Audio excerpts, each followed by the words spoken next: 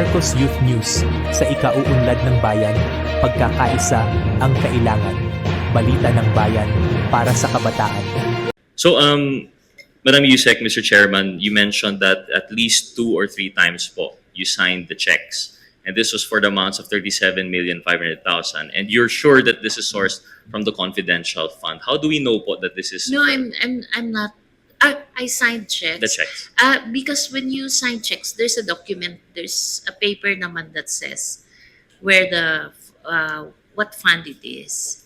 And you mentioned that you are one of the co-signees. But only for checks. We have no idea what how the confidential fund is Of course. used. Yes. Or, I'm limiting my questions purely to the checks. It's Yes, that which you have yes. personal knowledge. So you mentioned here that you signed checks related to the confidential fund. And there were documents to prove that this is in relation to the confidential Yes. fund. Who else were your co-signers po in the check? Usec Ann. Usec Ann is here. She is present. Maybe ask si Ms. Chair, we are free to ask other resource persons po naman, no? Because it's as in an inquiry in aid of legislation. Yes, Okay. please continue. May we ask Usec Sevilla, you were mentioned in this affidavit. Do you confirm that you signed these checks together with Usec Mercado? Mr. Chair, Usec Sevilla. Sevilla, you are recognized. Thank you, Mr. Chair. Yes, Your Honor. As part of my work as the Undersecretary for Finance, I do the ministerial task of processing and releasing payments. And for a check to be released, there should be 2 signatories. And in the designation of authorities to sign checks, all undersecretaries are authorized to do the signing of the checks. And there's a limit also, Your Honor. For example, until 10 million, that's the director level. Up 10 million and up, it's now the undersecretary. So in the case of the confidential fund, when it was processed and released, there are 2 signatories, and I confirm that one is mine and the other is Usec Glo Mercado. Thank you, Mr. Chair. So we have confirmation of that narration at part of the affidavit na co-signee po, the co-signer, si Usec Sevilla. Usec Sevilla, can you confirm to us how many checks po kaya ito? Just to help refresh the memory of Usec Marcolet. There were 3, Usec Mercado. Your Honor, Mr. Chair, there were 3 checks that were issued per quarter. I'm getting the details, Your Honor, from our accountant who is also present. They're the one preparing the checks, but I don't have the exact details. But I remember that the release is done per quarter. And 150 million that was appropriated for 2023 divided by 4 quarters is 37.5 million. So there were 37.5 million per quarter that were issued as checks. So we now have confirmation that tama naman po yung narration ni Usec Mercado, 2 to 3 checks. Now we have confirmation it's 3. So the total amount that she is attesting to have been signed off for is 112,500,000. Would that be a fair statement, Usec Sevilla? Mr. Chair, I confirm that the total of 37.5 million checks is 112.5 million. Thank you. Usec Mercado, you mentioned po in your affidavit in paragraph number 4 that you received a total of 9 envelopes. Of course, now we understand that you had apprehensions and that you had some difficulty accepting it, and we'll come back to that na lang po, no? But you mentioned here that a certain Assec, the HEA at the time, si Miss Fajarda, is she here today? No, it's not here. So si Assec Fajarda, is she still in the office of the OVP, Deped? Would you know? She's with the OVP right now. Okay. And you mentioned that she would give you the envelopes. Would you recall if the envelope had a marking Hope po, no? It was Yes, labeled as yes, Hope. Mr. Was this Chair. typewritten? Was this printed? No, it's written. Written. Would the handwriting be familiar? I'm still keeping those envelopes. Oh, you still have the envelopes. Mr. Chair, may we request perhaps that these envelopes be produced as object evidence for this committee? So perhaps in a... The envelope, I think, was already, and the content of the envelope was already donated. Yes. But with respect to the envelope, you still have it in your possession. Tama po ba? It's in my home. Okay, so may we request Usec Mercado to please, dala po ba ninyo ngayon? Hindi po. Hindi. So siguro in the next scheduled hearing, may we request na pakidala po ninyo para ano po namin. Meron pang next schedule. Ma'am, pakilapit lang po ninyo yung microphone para medyo clear at maliwanag po. Thank you po. So, Please continue. Please proceed. thank you, Mr. Chair. I think that would be very helpful and we'd really appreciate if you could produce that. That would be object evidence po if talagang handwritten po yan and if we're able to prove kung kaninong handwriting. This would just serve to verify po no, the veracity of your narration. So, meron pong envelopes that were labeled Hope. They were not labeled Miss Mercado. They were not labeled Ma'am Gloria po ba? Is that how you go? What is the name that you go by po for people familiar with you? Glo. Glo. So it didn't say Dearest Glo. It didn't say Usec Just Mercado. Hope. Just Hope. Just Hope. Okay, I'll come back to that po at a later time. Going back po to the lunch of, you had the lunch, according to paragraph 6 po, no? You substantiated that your lunch was in Discovery Premier po ba? And I don't recall anymore whether it's Linden or Discovery, but just within those hotels. And you had that lunch with 2 other colleagues and then Three. 3 colleagues. Yeah, one of my directors, Attorney Resty, Ucias, and 2 consultants 2 consultants. And then si Attorney Munsayac joined you joined at us. a later time. Mr. Chair, may we ask si Attorney Munsayac? Good afternoon po, sir. Sir, ano po yung position nyo at the time? You were USEC? Good afternoon, sir. Your Honor. Attorney Munsayac, you're recognized. Thank you, Mr. Chair. Your Honors. During that time, I was new at Deped as Assistant Secretary for Procurement. You were an Assec for procurement. Okay. Yes, Your Honor. And at the time, would you confirm that you were at the training? Do you recall the narration of this lunch that that Usec Mercado has laid out? Yes, Your Honor. The very good thing about this is I kept all our conversations and it would debunk the timeline being narrated by Usec Glo Mercado here, especially about the reason she was supposedly removed by the appointing authority. And I remember that lunch. Your Honor, can I provide context for the narration? Hopefully, Mr. Chair, may I just clarify? My question is about the lunch po. No? Yung whether or not the reason for the removal or whatever else. Yes, We'd like to hear that, but sir, Yes. perhaps at a later Yes, sir. time after interpellation by other members. Yes, sir. But my interpellation is purely on the lunch. If you could qualify the context po. No? I remember the lunch. It was a training conducted at Linden Suites regarding procurement. It was the time that, because when the first bidding, 2022 bidding was conducted, the bid opening, I was not yet an employee of Deped. So it was conducted, I think, August. I joined Deped at October 1. But when I was there, I saw that all the bidders... Excuse me, can I, pwede po ba puputulin ko po muna? Yes, Your Honor. Attorney, nag-take ka na po ba ng oath? Opo, take po oath kanina kasama ng mga iba pang resource Okay. persons. Attorney Powa, nag-take na rin po ba kayo ng oath? Yes, Mr. Chair. Kanina po. Okay, so please continue. So naalala ko po yan, nung pumasok po ako, nakita ko po yung sa original bidding ng 2022, halos lahat ng bidders nadidisqualify na. At yung 2022 funds, maglalaps na yan end of 2023. So nakita ko ho yan na nagpo-post qualification pa sila.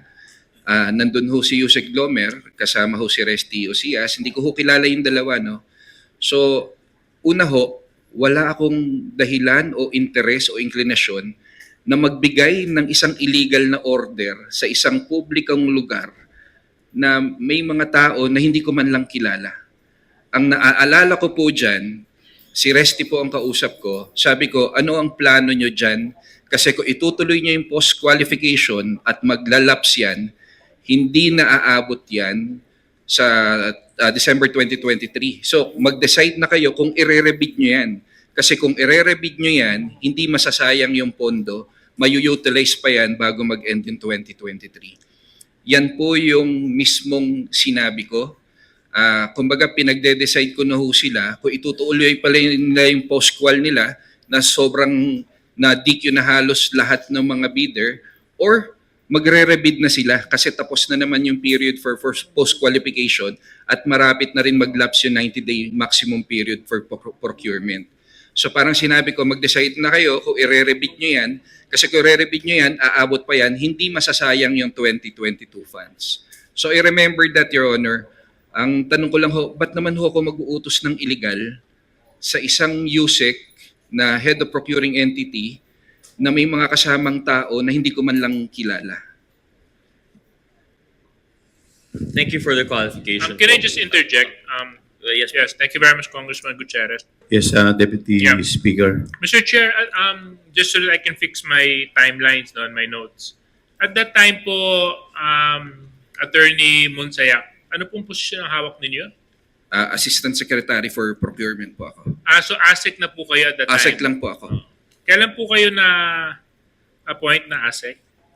Nag-assume po ako October 1, Mr. Chair, Your Honor. October 1, 2023. October 1, 2023 po. 2023. So, head kayo ng procurement. Ay, hindi po. May boss po ako na Usec for Procurement po. Okay. So, but when you assume your position as Assec, you're appointed as Assec, no? Correct? Opo, Mr. You were Chair. Assec for what? Procurement po. So for procurement. Okay. Thank you very much. I just wanted to clarify that. No? Thank you. So my apologies to Congressman Gutierrez. Please continue, Congressman Gutierrez. Thank you, Mr. Chair. Thank you, DS Suarez. So Usec, just to take over from there. Also, to get in line Mr. with that, Chair, sorry. I May I just- yield to my colleague.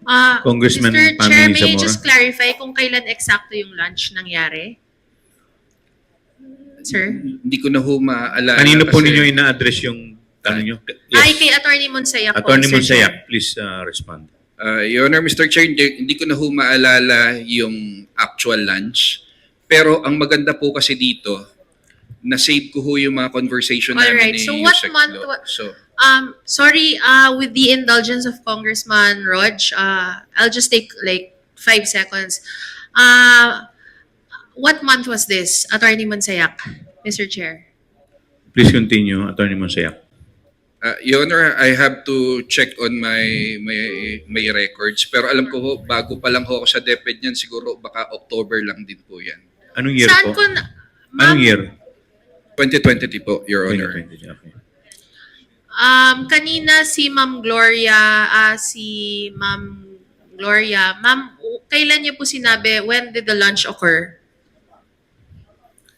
Usec Mercado. I wasn't also very specific because I could not recall the exact date. But it should be October.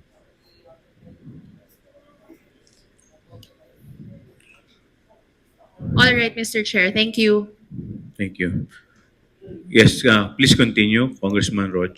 Thank you, Mr. Chair. Gutierrez. Just in line po with before we go back to the substance of the dinner, the lunch itself, just for the timeline. So prior to the October 1 appointment to Assec for procurement, ano po yung position po ninyo, Usec, Assec? Your Honor, Mr. Chair, I was spokesperson for the Office of the Vice President during that time, before I assumed office at Deped. Since when po yung appointment po in the OVP? Nagsimula po ako sa OVP when the Vice President assumed position. Given that the OVP was concurrent secretary with the Deped, would you say you are familiar with the members of the Deped, even prior to your assumption in October 1? Ironically, Your Honor, kagaya po ng sinabi ni Usec Glo Mer, yung mga tao po sa DepEd, hindi po sila yung mga taong dating nakasama na ni Vice President Sara sa trabaho. Nag-create po talaga ng selection panel, tiningnan yung merits, tiningnan yung credentials. So, hindi ko po sila kilala. Ang ironic po, ang medyo kilala ko po talaga, si Usec Glo Mer because she's married to a fraternity brother in UP. So, Mr. Chair, so your statement earlier is that you are not familiar with the processes of procurement, at least because you just entered as Assec October 1. But you are familiar with Usec Glo. Your Honor, I'm a little bit familiar with the procurement process because I used to be head of a government agency, so I oversaw everything the procurement process. So just not familiar with this particular case. this particular? Yes, That's what Your you meant Honor. po. Because when I joined, the first bid opening was already conducted. I see. So if that were the case po, no, going back then, thank you for the clarification of the timeline. Going back to the lunch, you do admit to having discussed about procurement issues. It's just you deny that it was an illegal order. Yes, Your Honor. Bakit ko naman po sasabing pag-usapan na lang natin to sa harap ng maraming tao, sa harap ng Deped officials. Parang ang sinasabi ko doon, mag-decide na kayo kung ire-rebid nyo yan or itutuloy nyo yung POSCO. Kasi kung ire-rebid nyo yan, aabot pa yan at mayu-utilize yan before the year end. Ba't ko naman po mag-uutos ng illegal? And Your Honor, can I elaborate on the timeline just to show that what Usec Glo Mer said earlier about the reason for her removal is Point of order, Mr. Chair. Go ahead, the SJJ. Yeah, Mr. Chair, I think, with all due respect, not the resource person and the I witness. apologize, Your Honor. Oh, no, nothing to apologize for. I just want to make sure that we're giving proper direction to the questions of Congressman Gutierrez. So if the resource persons would be reminded na let's stick na lang to answering the questions as they were, and then you'll have your chance naman later on to also expound on certain events and certain timelines that you'd want to explain. Thank you very much, Mr. Chair. Thank you, the SJJ. Kindly continue, Congrats. Thank you, Chairman Konghun. So yes, I do agree with DS Suarez. As much as we want to hear the timeline, perhaps at a later time, I'll just pursue my line of questioning. I'm sure Yes, Your Honor. some of my other colleagues would like to pursue po yung timeline ng resignation. Yes, Your Honor, But Mr. for Chair. the purpose of my interpellation, I'm satisfied with the answer of Usec Mercado that as to her hunch as to the reasons which she was asked to resign, and as to the timing of which, given the lunch that happened in the Lint Suites. No? I just have one more question lang po siguro, and then I'm going back now in relation to the envelopes that were labeled Hope. You were being questioned for earlier, Usec, Mr. Chair, that about your interpretation of what it meant when you were receiving these envelopes. And you mentioned you narrated in your affidavit that the envelopes were handed to me monthly by Assistant Secretary Sunshine Fajarda, Sunshine, which she says came directly from the office of Vice President Sara Duterte. And you mentioned that you quoted, "Galing kay VP," is what she would typically say as she hands the envelopes. What is your appreciation of that statement? Ano po yung ibig sabihin ng galing kay VP?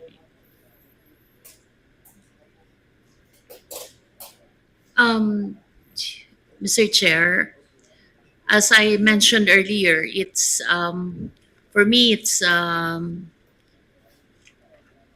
kasi meron naman siyang ang appreciation ko, the BP naman has other resources to share. So ganun lang kasimplistic yung tingin ko at first.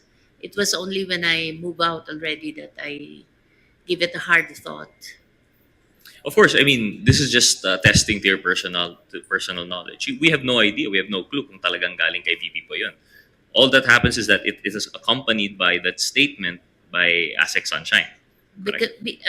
Siguro kaya mo nalilink doon kasi si Assec Sunshine yung nagbibigay. Because she was Heya at the time. So you would assume from the Heya's closeness, proximity of both personal relation and by office, that she would have no reason to lie as to the source of that fund. Galing kay VP. But you're right, it could be a valid source, could be not. But I noticed during the interpellation of Congresswoman Luis Toro, you really had an apprehension. You said that bribery was too harsh a word. Could you expound on that thought? I think it's just not in my language to say it's bribery because I have not experienced it. And I would tend to agree, Mr. Chair, because generally when you speak of bribery, it's when you are offered a gift, offered compensation to entice you to do or not to do something that's within your duty. However, that's just the more general term of bribery. But we also have the other. We also have indirect bribery. And that's in the case when a person is offered a gift by not for any act to do or not to do, but by mere virtue of your public office. Would that be closer to what you were feeling at the time? Because there was no conversation. Walang sinabi naman po na itong envelope, gawin mo to, wag mong gawin to. Wala But it was naman. simply by virtue of your position. The envelope says it all. Yes. Hope. Yes. Yes. Yes. And more yeah. colloquially, kilala ang indirect bribery as payola. Did you have an inclination na ito ay payola? No. So you said yes to indirect bribery but no to payola. Would you care to explain? It's those are words that are not in my vocabulary. So if you excuse me. Of course, I will not belabor po, no, and I have a respect for whatever semantics you choose to prove. But I'm just giving the basis on the envelope only saying hope, and there was no gift or compensation to ask of what to do and what not to do. But it was merely by virtue of your position. It would appear that you're receiving this. One last question po on that. Would you know if other employees of Deped received the same envelope? And would you know ano po yung nakasulat sa mga envelope po nila? No. I would know of one, but the rest I don't know. You know of one more. Would you be at liberty to divulge? Not the identifying marks, but at least yung level, yung position po niya. Was it the Usec level, Assec level? Assec level. Assec level. So there would be confirmation of more than just the hope. Would you know kung ano po yung nakasulat sa envelope na yun? No. No, we don't get to see because we're called one by one. Well, Mr. Chair, I'd like to thank the good Usec for this, for her narration of the affidavit here and being forthright. I'd like to just reiterate our hope that the envelopes will be produced as object evidence for us to discuss, and I'll be yielding to other interpellators who might wish to question. Thank you very much, you Usec po. Mercado, and thank you, Thank you Mr. po. Chairman. The chair.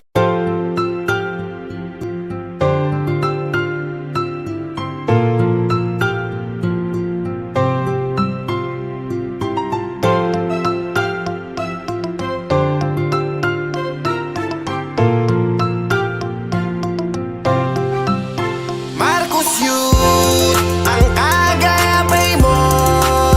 Handang-handa kang pakinggan kapag kinakailangan mo. Kaibigan mo at kasamahan, tungo sa buhay mo na magaan. Nandito na ang Marcos Youth. Patungo sa buhay mo na magaan. May YouTube channel ka na masasandalan. Free trainings at livelihood, lahat ng yan hatid sa inyo ng Marcos Youth. Mga bagong kaalaman na magagamit mo sa mga pang-araw-araw na gawain mo. Mga impormasyon na dito yan magmumula. Ano pang hinihintay mo? I-subscribe mo na. Libreng training para meron kang pagkakitaan, upang mabili mo ang iyong mga kailangan. Payo sa negosyo na sa'yo ay aalalay. Tunay na kasama na lagi mong kaagapay. Para sa kabataan ng aming pinaglalaban, layunin palawakin ang kanilang kamalayan. Marcos Youth, nakahanda kayong samahan para sa kabataan, pamilya sa Diyos at bayan. Youth, ang kagabay mo. Handang-handa kang pakinggan kapag kinakailangan mo. Kaibigan mo at kasamahan, tungo sa buhay mo na magaan. Nandito na ang Marcos Youth. Mga payo para sa kabataan, upang ang mali at tama ay maunawaan. Dapat nyong malaman, lalo ng kababaihan, na sa mura nyong edad bawal pa kayong malahian. Mga estudyanteng biktima ng mga masasamang tao na gusto silang isama sa mga maiitim na plano. Pabagsakin ng gobyerno at gamitin ng kabataan. Yan ang bagay na hindi namin nahayaan. Hanggat may kabataang nabibiktima ng droga, hindi kami titigil magbigay ng mga payo. Ituring nyo kami na inyong tunay na katropa na maglalayo sa iyo sa mga masasamang bisyo. Pwedeng makaramay sa iyong pinagdadaanan, kasama mong bumangon at kasama mong lumaban. Dahil ang misyon namin ng kabataan, alagaan. Pagkasabi ni Rizal, sila